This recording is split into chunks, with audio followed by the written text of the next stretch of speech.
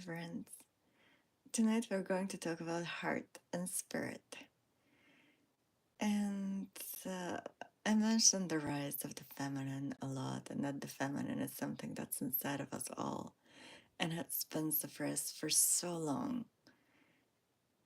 And what is happening right now is part of our natural evolution of remembering the divine feminine, the true feminine, the raw feminine, the wild feminine inside.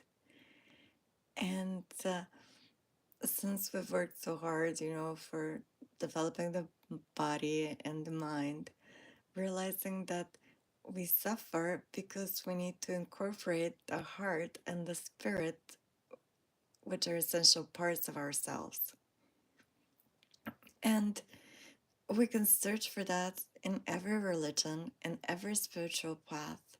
But to me, the path that I found that works for everybody, and you don't have to read a bunch of books for it, and you don't have to go to any holy places for it, is the path of the heart, the path of love. And when we learn to love and become loving towards ourselves and others, then we're mediating God to everyone and we get closer to spirit, and we don't need to go to any church. We do not need to practice any religion. We become the church and the religion and the practice and the prayer. Sorry about that. And we become this living testament of God in a body. And and it doesn't get better and more real than that. And instead of arguing whose religion is the best, and my God is better than yours, so let's have a war over it and kill a bunch of people. Hi, Moose, did you hear me sneeze? uh, oh, let's just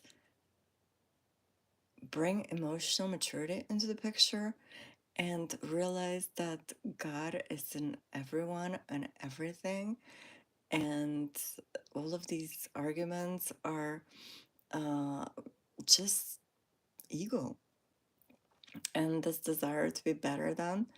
And the desire is not to be better than somebody else. This comes from inferiority and lack of self awareness and self love. But the desire is to be better than the version of you yesterday, in the sense of more loving, more kind, more compassionate, more authentic. And that happens when we are honest and sincere, and we really look into ourselves, and when we interact with other people and they stir certain emotions within us, um, then we could be like, wait, what is happening inside of me, and inquire and learn to deal with those emotions. You guys are so funny. I do my lives in the dark because I think better. So if you want to see my face, you can look at my Instagram. Um, but yeah, it's just about that uh, let's just practice love. How about that for a change?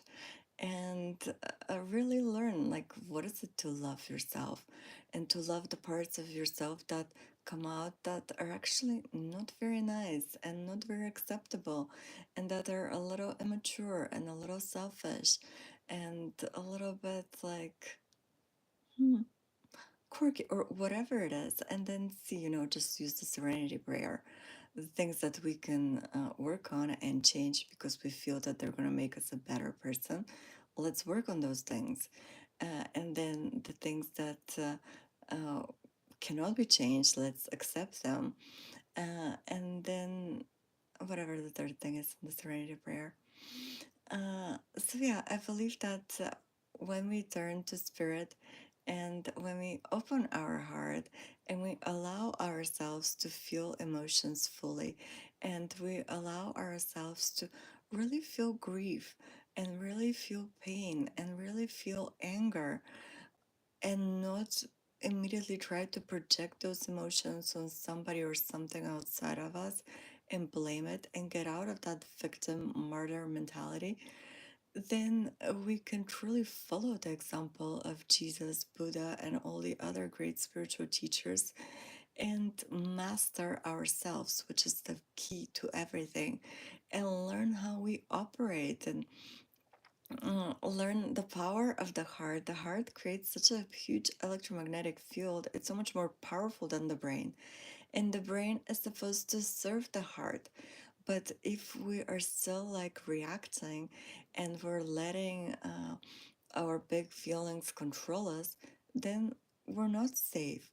We're not a safe space for people. And we're not a safe space for ourselves.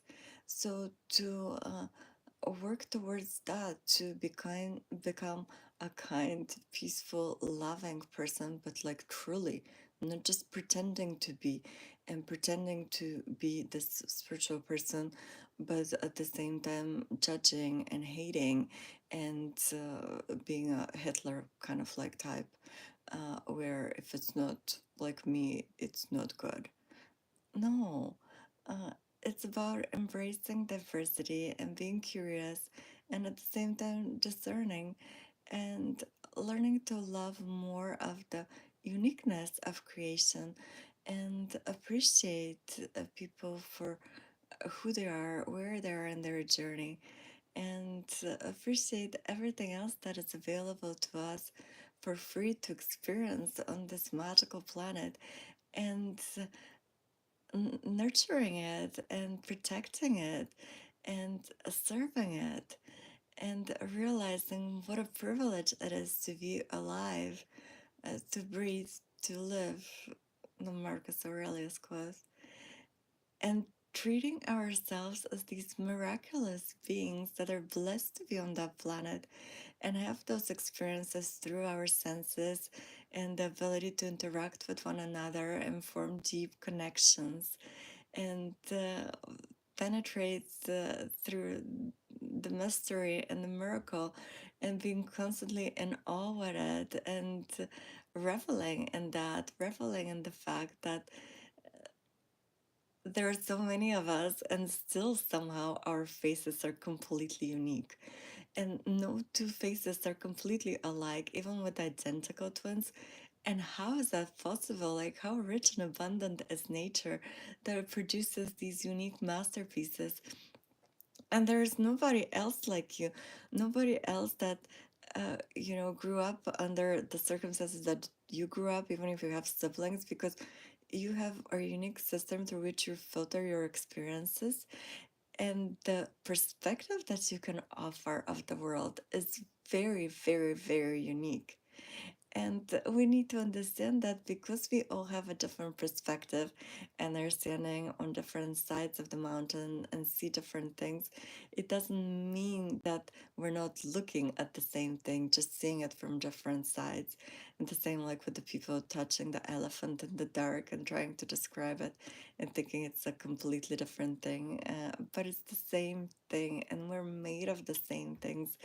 And when we move into the heart and emotions and spirit, we realize that even though we have different bodies and even though we have different minds, the emotions are something that connects us and makes us deeply human. And you can always resonate with a person that has felt emotions to the level that you have.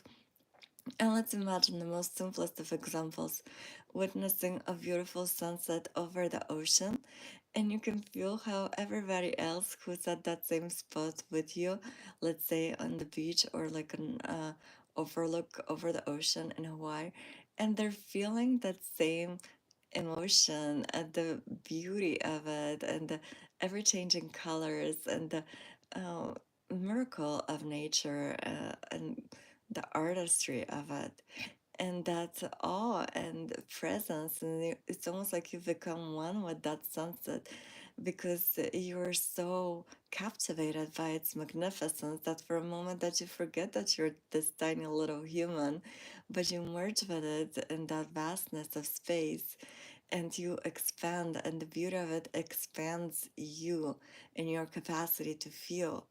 And it's the same with deep grief. Let's say a person who has lost a child can deeply resonate with another person who has lost a child, and they can come from completely different cultures and completely different backgrounds, but they're united in that grief because nobody else could understand them, the depth of it, than another person who has gone through the exact same experience. And when we realize that it's in those emotions that we feel things in the same way, even though maybe to a different degree and capacity based on how open our heart is, then we can see how we're all united, and then we can move up to opening our third eye and crown chakra and actually being able to truly perceive it and open our senses up and expand into oneness and realize that we are expressions of the same spirit, same divinity. And if we liken it to the ocean, we're different waves, but the wave is not different from the ocean, it's an expression of the ocean. And this is the magic that can happen as we embrace the rise of the feminine within and remember how important emotions are to us and how important spirit is to us and how we emanate from the same space and how when we allow spirit to guide us, everything becomes a lot more harmonized and we can relax and trust knowing that everything is unfolding as it should. And there's guidance at any moment, and all answers are contained in source and spirit, and you have direct connection to it. And when you need an answer for something, all you have to do is ask and stay open and allow yourself to receive and follow your senses and the sensitivity and your intuition, and the answers will be revealed to you. Sending you lots of love.